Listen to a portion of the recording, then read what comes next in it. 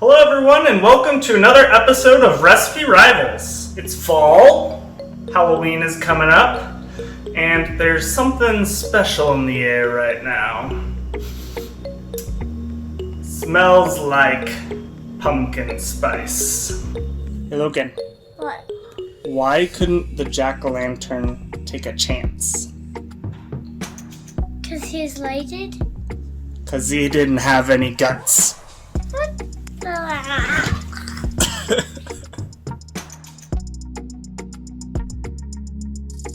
Today we'll be attempting to answer the age-old question. Should I make my pumpkin pie from a can? Or is it worth it to make it from an actual pumpkin? With Thanksgiving coming up, it'd be really nice to know which one is more worth it. The recipe that I'm going to be using is actually just on the back of this pumpkin puree can. I'll be making some slight adjustments to the spices, but other than that, we're just going with what we got there. The really big difference here is going to be pre-made versus from scratch ingredients. So for the first thing that you need to make pie, you need pie crust. So for our pre-made option, we're going to go to the store, we're going to buy one of these guys, and you're going to open it up, take one of the two out, and we're done. For our homemade pie crust recipe, I have flour, salt, butter, and ice water. This flour is actually special flour from Montana. I used it during my cookie episode. If you haven't seen that yet, go ahead and check it out. We're going to want to incorporate the flour and salt together first. Once it's incorporated, we want to cut in the butter little by little until it starts forming chunks. At this point, you're going to add a little bit of ice water at a time until you begin creating a cohesive dough. Kneading this dough kind of reminds me of the pizza episode. If you have some time, go ahead and check that one out as well. Once you have it where you need it, we're going to wrap it up in saran wrap and we're going to stick it in the fridge for at least 4 hours or overnight.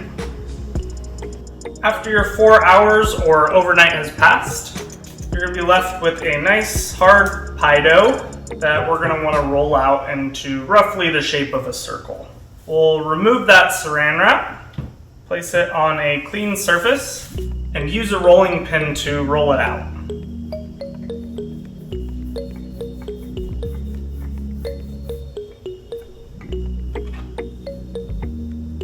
Once you've rolled it out, you can use your pie pan to make sure that it's big enough to go over the edges. Then we're going to gently fold it one direction, and then once more in quarters. This way we can get our pie pan and place the corner right in the center, and then unfold. From here we can get a knife to cut off any excess crust, and then pinch the edges. And it's not a bad idea to put this back in the fridge after you're done working with it, as it probably cooled down a lot and starting to get a little melty. Alright, for our pre-made option, the way that you're going to make your pumpkin puree is you're going to go to the store, you're going to buy one of these guys, you're going to open it up with a can opener, scoop out the innards, and bam, you got pumpkin puree.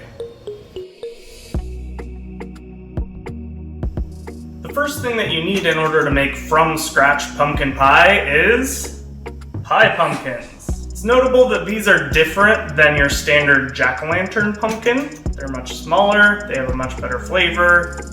Do not make the mistake of accidentally buying a big old jack-o'-lantern pumpkin to make your pumpkin pie. You're going to need about 2 of these in order to make enough filling for a pumpkin pie. And the first thing that you're going to want to do is cut off the stem and we're going to slice it in half. From there, we're going to go ahead and scoop out all the guts. And then finally, we're going to put this on a foil-lined cookie sheet, spread a little oil on top, and put it in the oven for 40 minutes at 400 degrees. Once your pumpkins are cooked, we're going to take them out of the oven, remove the skins, place the innards inside of the blender, and blend until smooth. There you got it, we got pumpkin puree. Steamy. I also just wanted to do a quick side-by-side comparison of the colors of the pre-made pumpkin puree versus the fresh pumpkin puree. And now that you have that pumpkin puree, you're just going to transfer it into a nice bowl.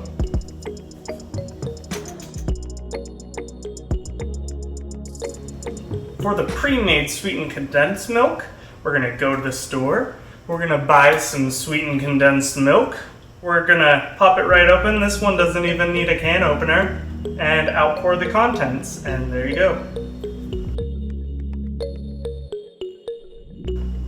For our from scratch sweetened condensed milk, we're going to need heavy whipping cream, whole milk, and some granulated sugar.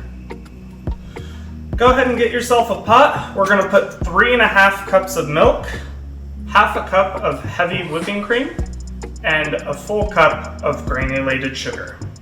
You're going to want to whisk that together and then head on over to the stove. Over here on the stove, you're going to want to place it on a medium-high heat until you start to see bubbles, at which point you'll reduce the heat to more of a medium heat.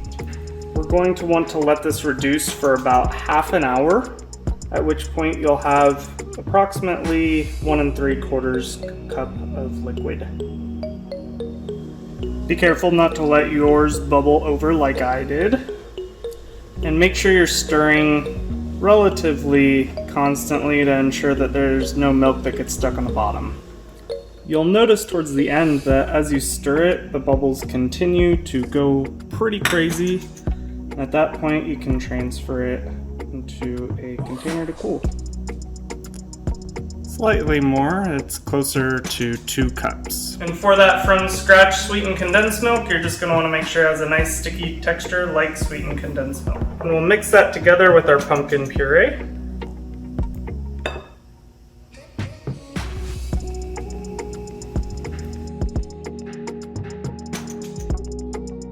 For both recipes, we'll be using 2 eggs, a teaspoon of nutmeg, a teaspoon of ginger, 2 teaspoons of cinnamon, and a teaspoon of salt. We'll add the eggs in one at a time and incorporate.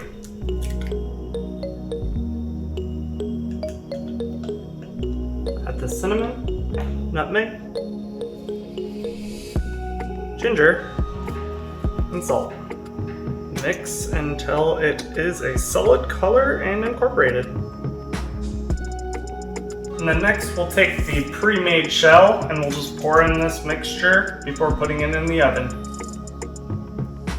You're just going to want to pat that down to just make sure that any air bubbles have been removed from the filling.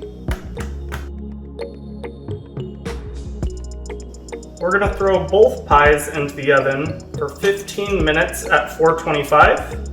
And then we're going to reduce our oven temperature to 350 degrees and continue baking for 35 to 40 minutes or until a knife inserted comes out clean. Oh no, Serena! And this, kids, is why you should never, ever play with knives.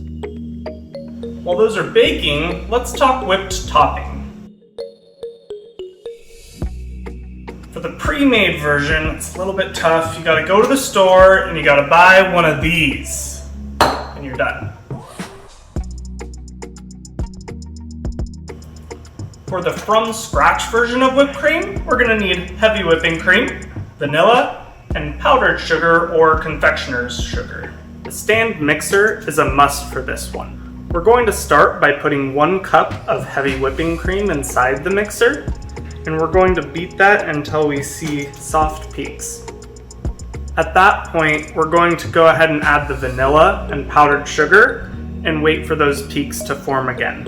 And take a little taste.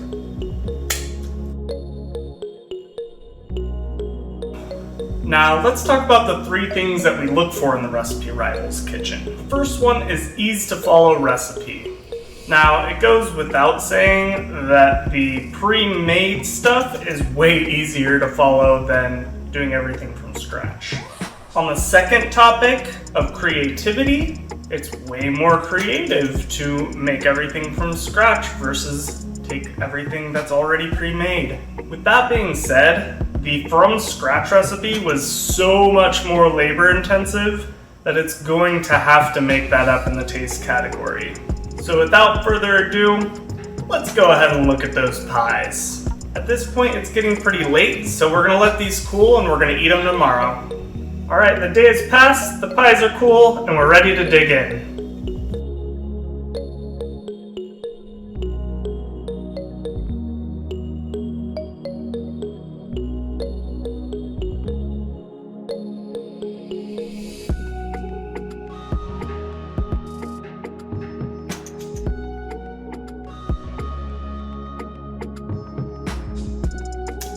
Alright, so here we are over here with the pre-made ingredients and over here from scratch. I'm going to start off by trying the pre-made ingredient one. Get a little whipped cream. It's definitely pumpkin pie. I'm digging it. Definitely has a dense texture, as pumpkin pie normally in my experience has. The crust is really nothing to write home about. Pretty standard crust. And the whipped cream is, well, it's ready whip. And now for the from scratch pumpkin pie. It definitely tastes a lot different than the other one. I was not expecting it to taste that much different. From a texture standpoint, it's a lot more silky and smooth, and it actually tastes like pumpkin. Get a lot more of that natural flavor of the pumpkin coming out. Comparing the whipped creams directly against each other, the homemade whipped cream is a lot thicker, not nearly as sweet, which is, in my opinion, a good thing. And the crust on the from scratch version is much better than the store-bought one. It's buttery, it's flaky, it's crispy. The store-bought one just kind of holds it together. Now, there is no doubt that the from scratch version tastes better than the pre-made ingredients. But the question is it worth it? With the pre-made version, it's essentially just assembly and bake, taking roughly about an hour to complete. With the from scratch version, you have your dough, which is probably going to take somewhere in the ballpark of 5-10 minutes to put together, and then 4 hours or longer to cool. We have your pumpkin puree, which everything including cutting, scooping out the guts, baking, and then pureeing is going to take somewhere in the ballpark of 45 minutes. You have your condensed milk, which is going to take somewhere around 30 minutes. And then you have your whipped cream, which is going to take 5 to 10 minutes. All this on top of the bake time, and you're spending the whole day in the kitchen. So is it worth it? My vote's going to be no, but if you have the time, definitely make the from scratch version. So that's it from the Recipe Rivals Kitchen today. Go ahead and subscribe, like, and share with your friends. Have a nice day. And for that from scratch, Sweetened can...